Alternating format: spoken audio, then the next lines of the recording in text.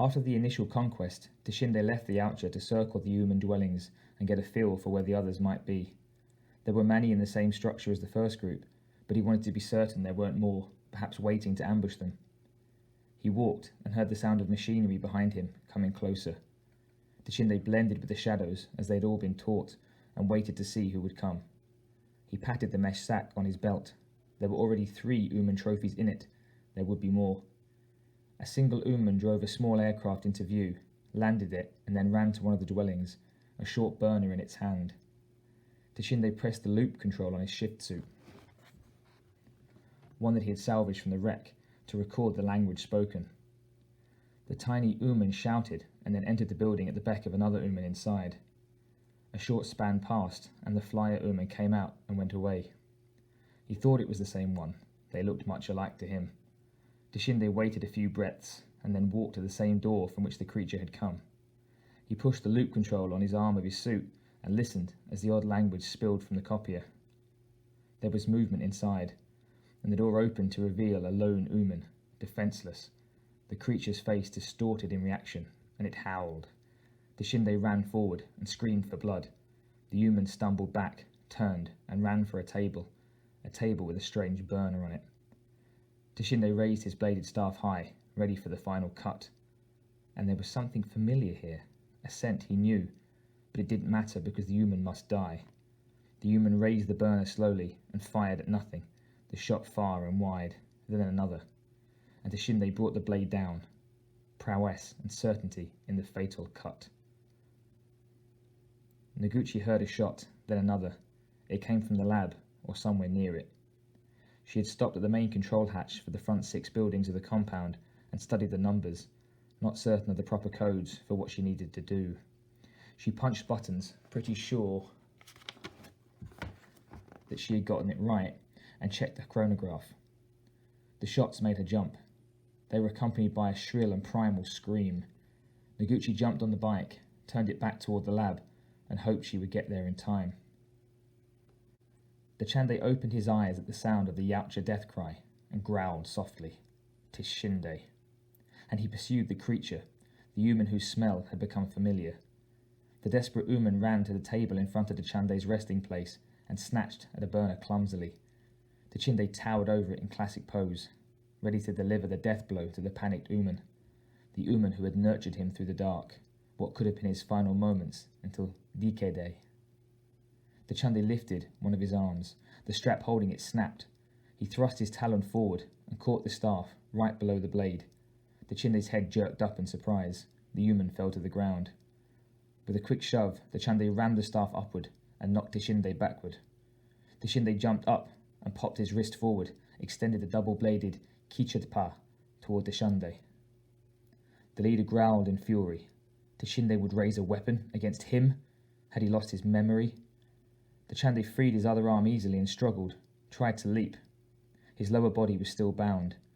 Dishinde jumped to meet him, Kichipa raised to slash, and the world exploded into a million flying pieces. The sounds of battle were unmistakable. So was Miriam Revna's scream. Noguchi stamped the pedal and ducked. Miriam cried out and fell to the floor as the wall cracked open in a roar of thunder and shattered around her. A chunk of something sharp and heavy gouged her right calf. The pain was horrible, the terror worse. The thunder ceased. Miriam pulled herself around a table leg and turned to see what had happened. Noguchi had come through the wall. The bike was turned on its side, and Machiko was propped on her elbows, pistol aimed behind Miriam. The doctor snapped her head around and saw that the attacking creature was sprawled face down on the floor. It didn't move, but she could hear its laboured breathing. The patient was still on the exam table, pinned there by one remaining bond across its abdomen. He fumbled with the strap frantically. "Lay down flat, Miriam." Noguchi had her gun pointed at the struggling patient. Her finger tightened on the trigger. The doctor stood up, right in the line of fire. "Jesus, get down!" Noguchi's heart pounded. Miriam didn't even look back at her. She held both of her hands up and walked slowly towards the tethered warrior. Dishinde redoubled his futile attempts at freedom as the human came at him. The creature held its odd, clawless hands open and moved slowly. The other, dressed as a warrior, had a weapon on him, but the approaching Ooman blocked the small warrior's efforts. It could be a trick, a ploy to calm him before the soft meat ripped him open, but the slow-moving creature was the one that had tended to him. The Kitipa was unmistakable. If it had wanted him dead, wouldn't it have struck him down when he was injured and unaware? There was a thick bandage of some kind around his chest, not the work of a hunter. A healer, then. The Chande stopped his labours and held still, but kept his body tensed and ready. He hissed a warning at the Ooman, and it leaned toward him, very slowly, and unlatched the restraint. Miriam unhooked the bond and stepped back, careful not to move too suddenly. The creature had growled at her, a foreboding, gurgling sound, but didn't attack when she was in reach. "What are you doing?" Miriam kept her eyes on the patient. I think it's okay, she said softly. The creature studied her for several long seconds. Miriam held still, not wanting to frighten it. "Are you insane?" Noguchi was furious. "They killed Hiroki and 6 others." She didn't move. "They did. He didn't." Miriam was scared, in spite of her intuitive feeling that the creature would harm her. Intuition wasn't a lot in the face of death. The patient moved fast. It slammed one clawed hand down on her shoulder. The Shunde inspected the human thoughtfully. This was what he had wanted to hunt all of his life. It was ugly, but certainly not dangerous looking. It was stupid too. Approaching a warrior with no weapon didn't indicate a particularly high intelligence. Or it was incredibly brave and ready to do battle. Small as it was, if it wanted to fight, perhaps it was also mad? The armed one babbled at the human next to him.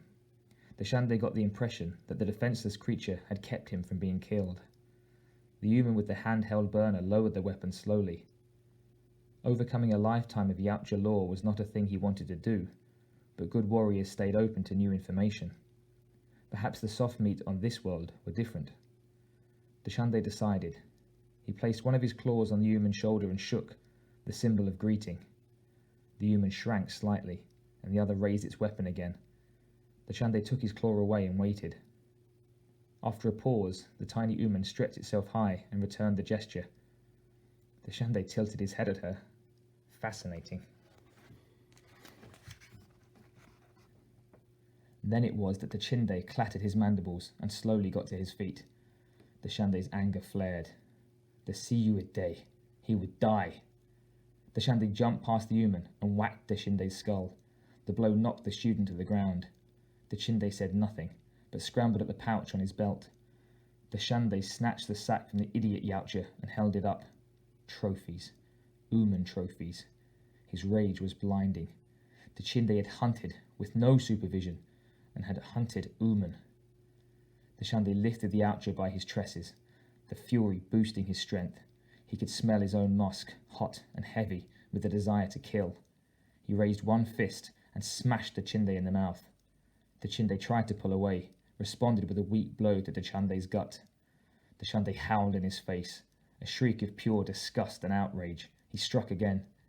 The Chinde was his student, once. He'd broken the rules of the hunt. There was only so much slack the Shunde could give him, even as a leader. Now the rope must be pulled taut. Now Teshinde must be destroyed. It was the law. It was a matter of honor.